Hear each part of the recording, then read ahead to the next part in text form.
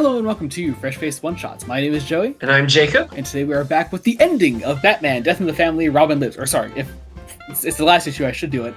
Batman from the DC Vault, Death in the Family, Robin Lives, number 4. Here we go. It's the final issue of this little... It's the final issue. Yeah. Pretty cool. Pretty solid ending. I enjoyed it for the most part. It's a bit more, I think, simple than a lot of the rest of the mini. If only because I think with our issue 3 cliffhanger, I think there's not too much to do from that point, because we open pretty much exactly where we left off. Joker has turned Jason Todd into his sidekick, Jokey the boy lackey. And essentially what we have here is Jason trying to resist that, Batman and Nightwing hunting him down, and that's the bulk of the issue. It's not bad. It's not bad by any means. We still have some great narration from Dr. Dev.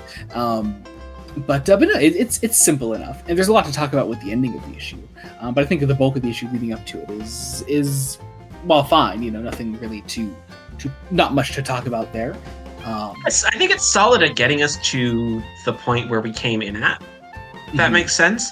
There are a couple of details I like. I love the mirroring of course, the crowbar scene in Death in the Family. Yeah, that's really great. And specifically that's what makes Jason snap out of it. Mm-hmm. Yeah, because Joker tells him to finish the guy, and that's what causes Jason to start to break. And so meanwhile, Batman and Nightwing are sort of hunting them down. I do like this aspect where Batman drugs Nightwing so that he doesn't get too involved with it because he knows how dangerous it is. I think that's really nice. It's such an 80s Batman thing to do. Oh, totally. Totally. We have Jason on the run then, kind of twisted after all of this. I think it's a great sort of foreshadowing for where the final twist of the issue is going. But then we sort of have our confrontation between Batman and Joker. We get some great dialogue here between the two of them. Once again, J.M. DeMatteis being a big supporter of the Joker is straight up in love with Batman, which you love to see. I think it's great. We also do get some Killing Joke-esque, everyone's one bad day from being as crazy as I am, sort of monologuing here. Because Joker believes that Batman is already insane and that he just wants him to fully give in to it all. It's good. It's good stuff. I really like the way that DeMatteis handles it. Until of course Jason does get involved in it all, and we get sort of the scene that we all knew was coming. Jason does inevitably shoot and kill the Joker. I really like the way Leonardi's art in this scene in particular portrays Jason as a scared little boy. Yeah. This isn't some angry Red Hood seething in anger after resurrection that clearly works for Red Hood and is meant to be a dark mirror to the actual genuinely sweet kid Jason Todd was. Yeah. This is a scared kid. Yeah, which I think had been built up really well throughout the issue, and so it looks great here. I think also there's sort of a flipping on its head of when we know in the previous issue that Jason is the one that killed the Joker, you assume it's going to be because of this anger inside Jason, but no, he is scared. He's putting the Joker down almost. The Joker. Then DeMatteis makes the great decision in the immediate aftermath to have Bruce react properly and with love and kindness. Yeah. I mean, of course he's pissed off at first. He says, I had a plan, damn it. It doesn't plan to stop him. And he's pissed. And then he goes to find Jason, and there's this beautiful scene, I think, between Bruce, Dick, and Jason, where they all sort of hug each other, understand what they've all sort of been through. Really beautiful stuff. I really love that. And then DeMatteis makes the decision to sort of show the rest of this alternate future and show how the rest of our future sort of went down. This idea that after all this, Bruce quit being Batman. I really love that little touch. I think that's great.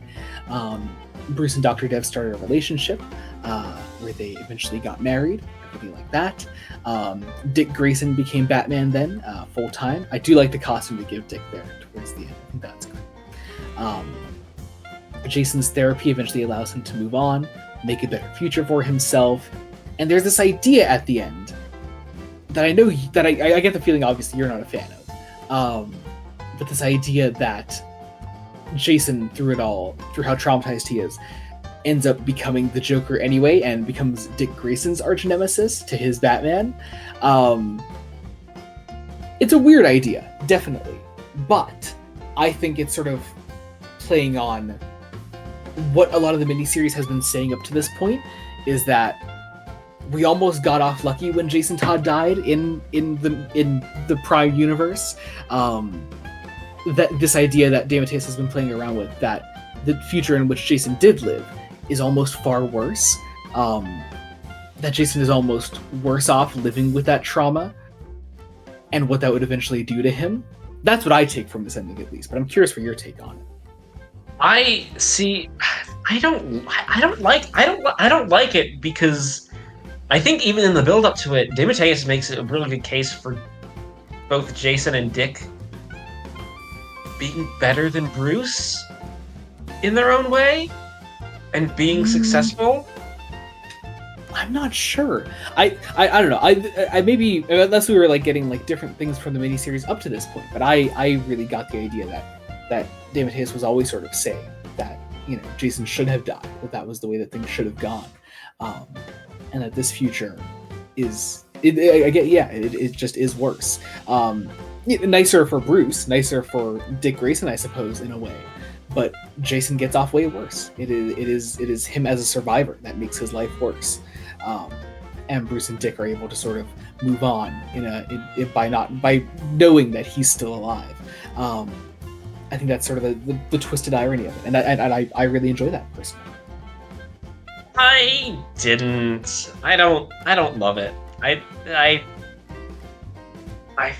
think it would be a better reflection to have a genuinely happy ending, like a better reflection of what the miniseries was doing. Also, to possibly the perception of Jason Todd as Robin, because there's a perception of him as the angry, unstable one, and well, no, I mean he wasn't, but I would say if he did survive Death in the Family, like, I think that would make him infinitely more unstable, like this miniseries is definitely saying. Maybe, I don't know. I don't love him becoming the Joker. I don't like that idea. I really don't. Then I think we were getting infinitely different messages from the miniseries. That's really interesting, because I think this is totally in line with what they were setting up like the entire time. But all right, I mean, sure, whatever, I guess. Sometimes you just want a happy ending, okay? No, not in this story. No, fuck that. I don't know. And also, there's the idea that Jason lived like a lot of his life post the events of this, mostly okay. But just the idea that almost this. I mean, I think. What have you seen? Return of the Joker? Batman Beyond: Return of the Joker? I have not. Okay, but you're aware of the plot of that? Or yeah, I'm aware of most of it. I've seen bits of it. I think shit. Okay, all right. Because this is also, I think, reminiscent of a certain plot point in that as well. That I wonder if DeMatteis is sort of playing off. It's a very popular plot point of that. I am aware of the plot point that you're. Okay, then yeah, I think it's also kind of playing off of that sort of same idea that when you're affected in that way, the Joker kind of drills into your head more than you may realize. I don't know. I think this works. I think it really works. I get why, I understand why you might think this way, but I don't know. I think it works for me at least. I will say, I still loved the miniseries. Like, I just didn't love the ending as much. Like, and you're perfectly fine being wrong. Like, quite literally, if you just cut the last 2 pages, I probably would have. I think you might have just have an infinitely stronger miniseries and an ending. It's okay to be wrong. You're fine, Jacob. It's okay. This must be how Brian feels every day. Oh man, love it.